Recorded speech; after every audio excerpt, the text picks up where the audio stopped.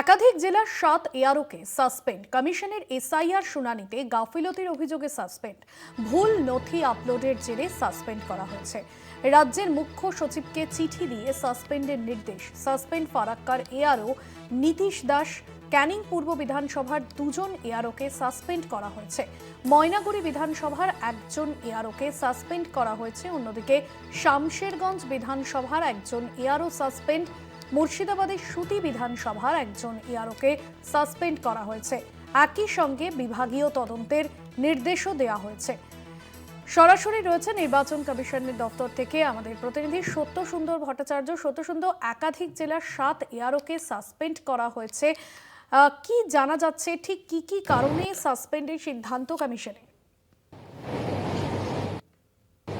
দেখো, এই মুহূর্তে যেটা সবচেয়ে বড় আপডেট পাওয়া যাচ্ছে যে 7 জন এইআরওকে সাসপেন্ড করার নির্দেশ দিয়েছিল নির্বাচন কমিশন এবং ইতিমধ্যেই রাজ্যের মুখ্য সচিবকে চিঠি দিয়ে সেই নির্দেশ কার্যকর করার কথা বলা হয়েছে। শুধু তাই নয়, তাদের বিরুদ্ধে যে ডিসিপ্লিনারি অ্যাকশন অর্থাৎ শাস্তিমূলক পদক্ষেপ নেওয়ার বিষয়েও কিন্তু নির্দেশ দেওয়া হয়েছে।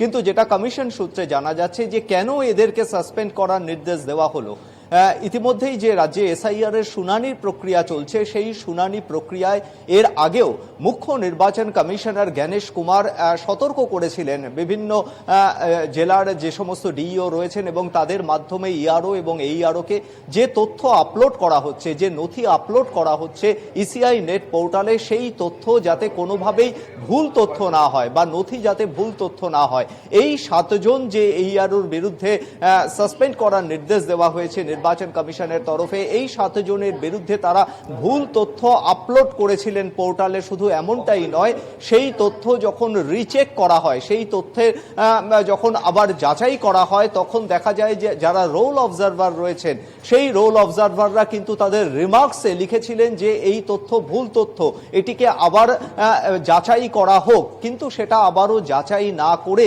এই 7 জন এইআরও তারা কিন্তু আবারও তাদের যে ভুল তথ্য সেটা আরো একবার তারা ইসিআই নেট পোর্টালে সেটা তারা আপলোড করেছিলেন বলে এদের বিরুদ্ধে অভিযোগ। মুর্শিদাবাদের 3 জন এইআরও, মুর্শিদাবাদের ফারাক্কা, সুতি এবং শামশেরগঞ্জ, এই 3টি বিধানসভার 3 এইআরও, এছাড়া দক্ষিণ 24 পরগনার ক্যানিং পূর্বের 2 এইআরও, পশ্চিম মেদিনীপুরের ডেবরার এইআরও এবং জলপাইগুড়ির ময়নাগুড়ি বিধানসভার 1 এইআরওর বিরুদ্ধে এই শাস্তিমূলক ব্যবস্থা নেওয়ার নির্দেশ দিয়েছে ইতিমধ্যেই নির্বাচন কমিশন। তার কারণ তাদেরকে সতর্ক করা হয়েছিল, কিন্তু তারপরেও দেখা যাচ্ছে তারা যে কাজ করেছেন সেটা শুধুমাত্র যে কর্তব্যে গাফিলতি তা নয়। নির্বাচন কমিশনের যে স্পষ্ট নির্দেশ ছিল যে কোনোভাবেই ভুল নথি আপলোড করা যাবে না, সেটা তাদেরকে ধরা হয়েছিল। যারা রোল অবজারভার ছিলেন তারা সেটাকে তাদেরকে সতর্ক করেছিলেন, তারা রিমার্কস লিখেছিলেন, কিন্তু তারপরেও তারা ভুল তথ্য আপলোড করেছিলেন। নির্বাচন কমিশন চাইছে যে আগামী 28শে ফেব্রুয়ারি যে চূড়ান্ত ভোটার তালিকা প্রকাশিত হতে যাচ্ছে, সেই তালিকা যাতে স্বচ্ছ এবং নির্ভুল হয়। এই তালিকার উপর ভিত্তি করেই 2026-এর বিধানসভা নির্বাচন হতে চলেছে। সেই জায়গায় দাঁড়িয়ে যদি ভুল তথ্য আপলোড করা হয় তাহলে কিন্তু ভোটার তালিকার স্বচ্ছতা নিয়ে প্রশ্ন উঠবে। আর সেই কারণেই ইআরও এবং এইআরওদের ভূমিকা যথেষ্ট গুরুত্বপূর্ণ বলে এর আগেই জানিয়েছিল নির্বাচন কমিশন। এর আগেও আমরা দেখেছি যে বারুইপুর পূর্ব এবং ময়না, এই 2 বিধানসভার 2 ইআরও এবং 2 এইআরওকে সাসপেন্ড করা হয়েছিল, কিন্তু তাদের বিরুদ্ধে কিন্তু শেষ পর্যন্ত এফআইআর করার নির্দেশও দেওয়া হয়েছিল। ফলে প্রথম থেকেই ইআরও এবং এইআরওদের কাজের বিষয়ে যে তাদের গুরুত্ব রয়েছে সে বিষয়টি তাদের জানানো হয়েছিল। আবারও নতুন করে এই 7 জন এইআরওর বিরুদ্ধে শাস্তিমূলক ব্যবস্থা নেওয়ার যে নির্দেশ, তার মাধ্যমে নির্বাচন কমিশন বুঝিয়ে দিল যে চূড়ান্ত ভোটার তালিকায় তারা স্বচ্ছ এবং নির্ভুল ভোটার তালিকা তৈরি করতে চাইছে এবং সেখানে ভুল তথ্য আপলোড করলে সেই এইআরও বা ইআরওর বিরুদ্ধে কিন্তু প্রয়োজনীয় পদক্ষেপ নিতে পিছপা হবে না নির্বাচন কমিশন। এই যে নির্দেশ, রাজ্যের মুখ্য সচিবকে যে চিঠি দেওয়া হয়েছে, এই নির্দেশের মাধ্যমে জাতীয় নির্বাচন কমিশন আরো একবার তা বুঝিয়ে দিল বলে জানাচ্ছে নির্বাচন কমিশন। একদমই ধন্যবাদ জানাবো সত্যসুন্দর। সরাসরি ছিলেন নির্বাচন কমিশন থেকে আমাদের প্রতিনিধি সত্যসুন্দর ভট্টাচার্য। একাধিক জেলায় 7 এআরওকে সাসপেন্ড করা হলো। ময়নাগুড়িতে সাসপেন্ড করা হয়েছে ডালিয়া রায়চৌধুরীকে। শামশেরগঞ্জ বিধানসভার 1 জন এআরও সাসপেন্ড। মুর্শিদাবাদের সুতি বিধানসভায় 1 জন এআরও। একই সঙ্গে বিভাগীয় তদন্তের নির্দেশ দেওয়া হয়েছে। ময়নাগুড়িতে সাসপেন্ড ডালিয়া রায়চৌধুরী, শামশেরগঞ্জে সাসপেন্ড সাফিউর রহমান, সতীতে সাসপেন্ড শেখ মুর্শিদ আলম। অন্যদিকে ক্যানিং পূর্বে সাসপেন্ড করা হলো জয়দীপ কুন্ডু এবং সত্যজিৎ দাসকে।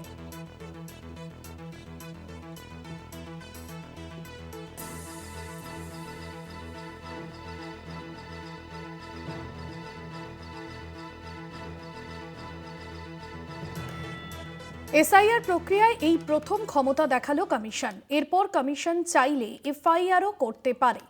উপযুক্ত বৈধ কারণ আছে তাই সাসপেন্ড করা হয়েছে। এআরওরা ভুয়ো স্কুল সার্টিফিকেট দিয়ে নথি হিসেবে কমিশনের গাইডলাইন মানেনি, এমনটাই বললেন শুভেন্দু অধিকারী। কি বলেছেন তিনি শোনাবো। তো সেকেন্ড পার্ট ডিপার্টমেন্টাল যেটা প্রসিডিওর আছে, কিন্তু প্রথমে তো সাসপেন্ডটা করেছেন এবং এই প্রথম সরাসরি সাসপেন্ড হয়েছে, যেটা ইলেকশন কমিশনের আইনে থাকা সত্ত্বেও ইলেকশন কমিশন এতদিন চিফ সেক্রেটারিকে অ্যাডভাইস করছিলেন। এইটা পুরো এসআইআর প্রক্রিয়াতে প্রথম ইলেকশন কমিশন তার পাওয়ার এক্সারসাইজ করেছে। এরপরে ইলেকশন কমিশন চাইলে এফআইআর করতে পারেন, এবং যে এআরওরা 7 জন সাসপেন্ড হলেন আমরা জানি খুব বৈধভাবে উপযুক্ত কারণে করেছে। এরা ফেক স্কুল সার্টিফিকেট অ্যাকসেপ্ট করেছেন, এরা প্যান কার্ড অ্যাকসেপ্ট করেছেন, এরা অ্যাকসেপ্ট করেছেন নোটারির কাছে এপিডভিট। ইলেকশন কমিশনের যে 13টি গাইডলাইন আছে তাকে সম্পূর্ণরূপে ভায়োলেট করেছেন এরা, মূলত তৃণমূলের কথায়, ডিএম বা ডিইওদের চাপে, আর নন্দিনী চক্রবর্তীর ইশারাতে, আর নন্দিনী চক্রবর্তীকে দিয়ে পুরো র্যাকেটটা চালাচ্ছেন মুখ্যমন্ত্রী মমতা বন্দ্যোপাধ্যায়। আপনাদের শোনালাম শুভেন্দু অধিকারী, তিনি ঠিক কি বলেছেন। এআরওরা ভুয়ো স্কুল সার্টিফিকেট নিয়েছিল এবং নথি হিসেবে কমিশনের গাইডলাইন এরা মানেননি, এমনটাই বললেন রাজ্যের বিরোধী দলনেতা। পাশাপাশি রাজ্যের মুখ্য সচিবকে চিঠি দিয়ে সাসপেন্ড করা হয়েছে, সাসপেন্ডের নির্দেশ দেওয়া হয়েছে নির্বাচন কমিশনের তরফে। একই সঙ্গে বিভাগীয় তদন্তের নির্দেশ দেওয়া হয়েছে। অন্যদিকে এই এআরওরা ভুল কাজ করেছে, এমনটাই কটাক্ষ শুভেন্দু অধিকারী। এ বিষয়ে আমরা কথা বলেছিলাম তৃণমূল নেতা জয়প্রকাশ মজুমদারের সঙ্গে, তিনি কি জানিয়েছেন শোনাব।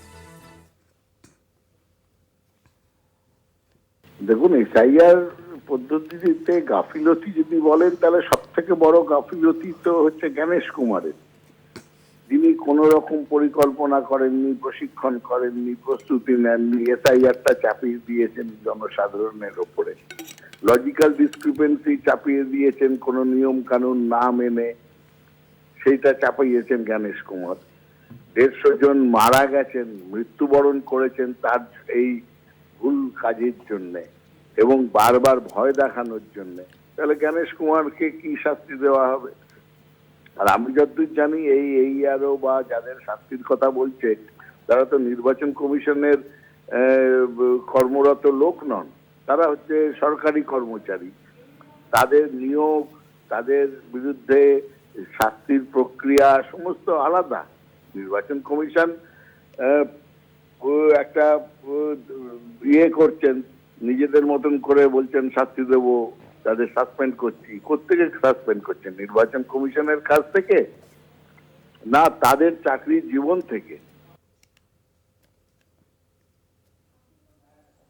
এসআইআর প্রক্রিয়ায় প্রথম ক্ষমতা দেখালো কমিশন। এরপর কমিশন চাইলে এফআইআরও করতে পারে। উপযুক্ত বৈধ কারণ আছে তাই সাসপেন্ড করা হয়েছে। এই এআরওরা ভুয়ো স্কুল সার্টিফিকেট নিয়েছিল নথি হিসেবে, কমিশনের গাইডলাইন এরা মানেননি, এমনটাই শুভেন্দু অধিকারী বললেন। রাজ্যের 7 আধিকারিককে সাসপেন্ড করার নির্দেশ নবান্নে চিঠি পাঠিয়ে দিয়েছিল নির্বাচন কমিশন এবং 7 জনই রাজ্যে ভোটার তালিকায় এসআইআর এর কাজে এআরও হিসেবে নিযুক্ত। তাদের বিরুদ্ধে এসআইআর এর কাজে কর্তব্যে গাফিলতি এবং ক্ষমতার অপব্যবহারের অভিযোগ তুলেছে কমিশন।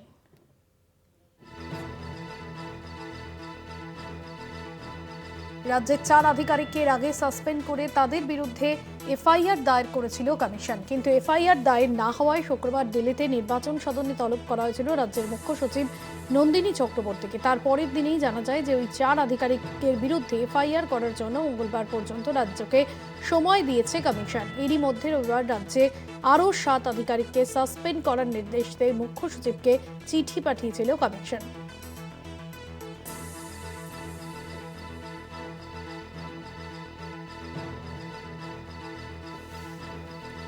একাধিক জেলার 7 এআরওকে সাসপেন্ড, রাজ্যের মুখ্য সচিবকে চিঠি দিয়ে সাসপেন্ডের নির্দেশ নির্বাচন কমিশনের।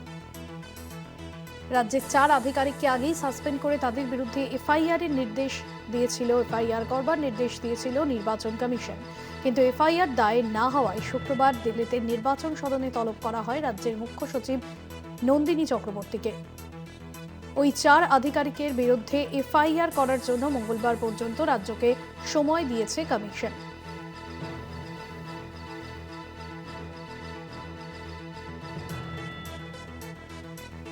পাশাপাশি এসআইআর প্রক্রিয়ায় প্রথম ক্ষমতা দেখালো কমিশন। এরপর কমিশন চাইলে এফআইআরও করতে পারে। উপযুক্ত বৈধ কারণ আছে, তাই সাসপেন্ড করা হয়েছে। এই এআরওরা ভুয়ো স্কুল সার্টিফিকেট নিয়েছিল নথি হিসেবে। কমিশনের গাইডলাইন এরা মানেননি, এমনটাই বললেন শুভেন্দু অধিকারী।